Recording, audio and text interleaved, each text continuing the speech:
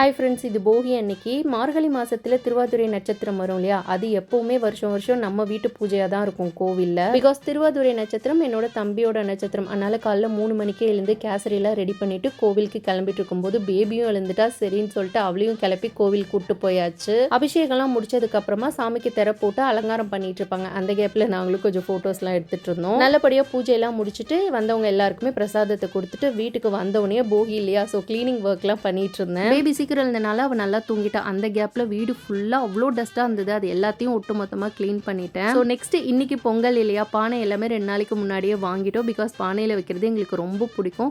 அதனால நான் வெண்பொங்கலும் சக்கரை பொங்கலும் தான் ரெடி பண்ணிட்டு இருந்தேன். சக்கரை பொங்கல் வெண்பொங்கல் இதெல்லாம் ரெடி பண்ணி முடிச்சதுக்கப்புறமா காய் கூட்டுக்கு ரெடி பண்ணிட்டேன். வடைக்கும் ஃபுல்லாக ரெடி பண்ணிட்டேன். அம்மா வடை மட்டும் செஞ்சுருவாங்க. எல்லா ஒர்க்கும் முடிச்சதுக்கப்புறமா பேபியும் ரெடி பண்ணி ஒரு சில ஃபோட்டோஸ்லாம் எடுத்தேன். எனக்கு ரொம்ப டயர்டாக இருந்துச்சு. அதனால நான் எதுவும் பெருசாக ரெடி ஆகலை. உங்கள் எல்லாருக்கும் இனிய பொங்கல் நல்வாழ்த்துக்கள்.